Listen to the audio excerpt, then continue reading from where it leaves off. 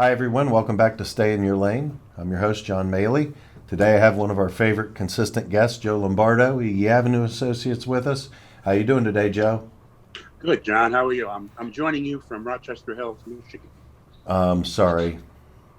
This is Ohio. We're Ohio people, and Michigan is Michigan people. Well, unfortunately, my daughter lives here, so I visiting the grandkids, and this is where they live. So I apologize for that. Well, that's all right. It's not your fault. We won't hold it against you. I actually am going to be up. My younger brother wants to take me up to Lake St. Clair, which can't be too far from you, and fish for smallmouth bass in the next month. Oh, nice, So nice. I'm looking forward to hopefully getting to do that. I haven't gotten to do that in a couple of years. Today, I want to talk about some information. We've trying to get a handle and help our clientele and the people that we're working with on a day-to-day basis kind of decipher where we're going moving forward from an economic perspective. We had Bob Costello with the ATA on. He was gracious enough to jump on the podcast with us and share some information. But I think that we're in kind of a different position now than we have been since I've been in the industry 28 years now. Yeah, I would agree. I mean, I can't recall when we've seen inflation this high. Probably, like you said, in the last 20 plus years. I mean, you're talking. I think the numbers came out this morning. Uh, for the month, inflation went up 8.3%, down about a tenth of a percent from last month. So we're kind of in uncharted waters. There's a whole group in the industry here that have never operated in a high inflation environment. So I guess it's a learning experience for a lot of people. So how do you react to that? How do you budget? How do you maybe select your modes? How do you do pricing for a trucking company? How do you do pricing? I mean, trucking companies have a lot of cost pressures. Besides fuel, you've got insurance, you've got equipment, you've got supply chain issues, even trying to get new tractors and trailers. So there's a lot of moving parts out there. So how do you navigate through that? So that's the challenge, and I feel sorry for my brethren out there in the world now, in the transportation world, that are putting up with this, because I have not been in this environment in 20 plus years, and even when I was in this environment, I think I had a slightly lesser role, so I wasn't really involved that much in budgeting. So it's a challenge.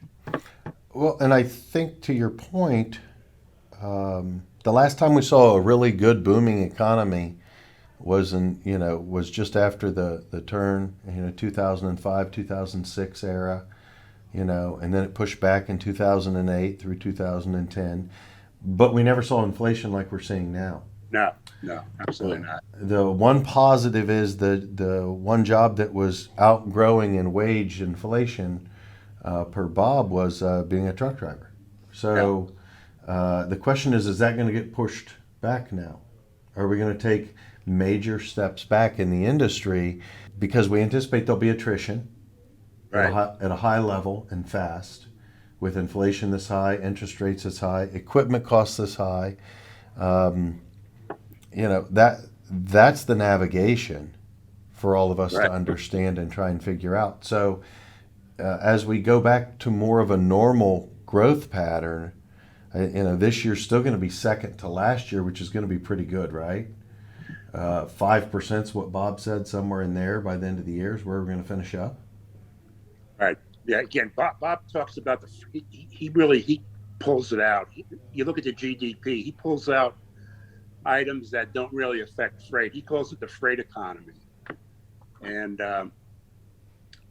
that when he talks 5-6%, that's what he's talking about. He's not talking about the overall economy. I mean, the overall GDP declined in the first quarter of 2022, but again, when you add services in there, when you add imports and exports, there's a lot of stuff in there that he pulls out when he looks strictly at freight. So if 5 or 6% is a number, that's pretty significant. And we're coming into the busy part of the year now with June is coming up. The produce season is going to really kick in hard. and then the normal end of the year push, that starts with the imports coming in and for the Christmas season. Yeah, I think we start to see, in August, mid-August, we start to see an uptick. Yeah.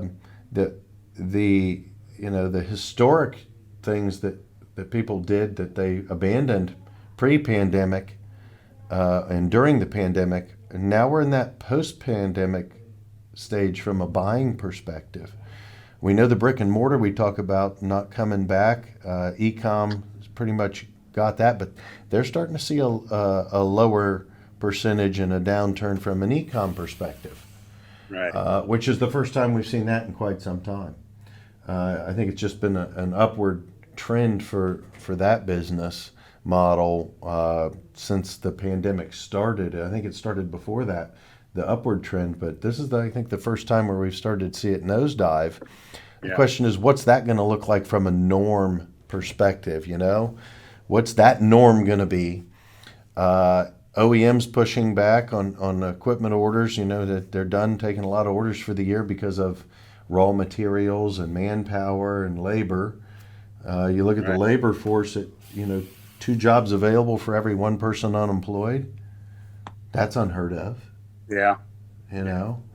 Uh, Trying to understand how to navigate this from every perspective. I think we're going to trend down towards the norm, but the housing and those industries I think are going to be up through the end of the year because let's look at it, objectively. Interest rates are still pretty low.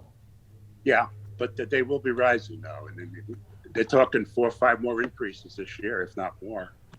Well, that's we're not to Carter era, but I was a kid when Jimmy Carter was president and interest rates were sky high on everything. What was that like? Were you old enough back then, Joe? Oh, absolutely. I was old enough. Yeah, that was. I remember the gas lines. I remember when Reagan came in 19, early 1981. He put Volcker in at the Federal Reserve, and they just started jacking up interest rates. And again, that's how you stopped inflation. But again, he threw us into a recession, and then we had to come out of that. So I mean, the same thing is going to happen if the Fed keeps on raising interest rates. You're going to throw the economy into a recession because people stop buying, companies will not invest, capital gets too expensive. So, it's a challenge for everyone. But in our industry, I think the big question is, if the carriers are not making capital investments and they're pulling back and the OEMs are pulling back, then equipment costs are going to stay high because Right. raw materials are high to make trucks and trailers. If the pushback comes with fuel so high, if the pushback comes back towards drivers' wages, I see us being in a tough spot long term. Yeah. Yeah. Given back what growth we've seen, even small growth in the driver pool, I see that going away really fast from Yeah. you know, Yeah. Well, there's a couple factors too going on. Again, if people are not buying new equipment, they're keeping their old equipment. Older equipment, you got to invest more in maintenance. They're not as fuel efficient as the new equipment. So you got those costs going up.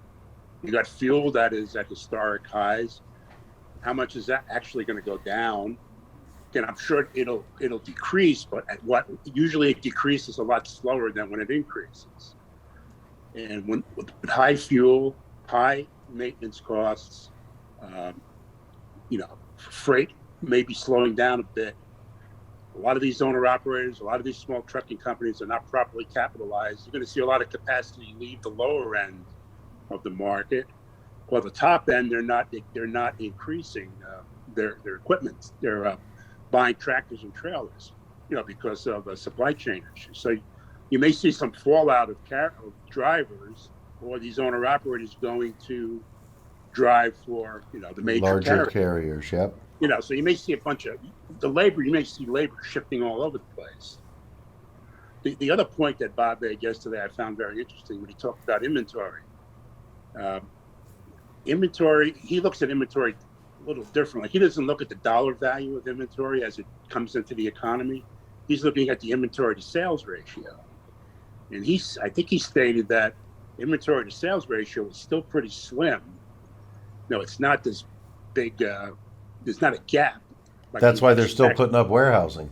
Exactly. They're putting up warehouses. That's why you got supply chain issues. So when you look at sales inventory to sales ratio, it's still pretty lean out there. There's still a lot of just in time going on, and that's why I think you're seeing a lot of these supply chain issues, because they as they try to fill up the pipeline, they're still not able to fill it up as quickly as they need to.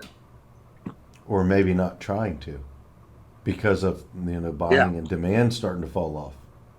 sure. Yeah, Right. again, So just in time to just exactly. in case inventory scenario, I liked that Bob shared. Right. My concern is how many steps back are we going to take from our industry perspective, because equipment sales are starting to turn. OEM's backing down.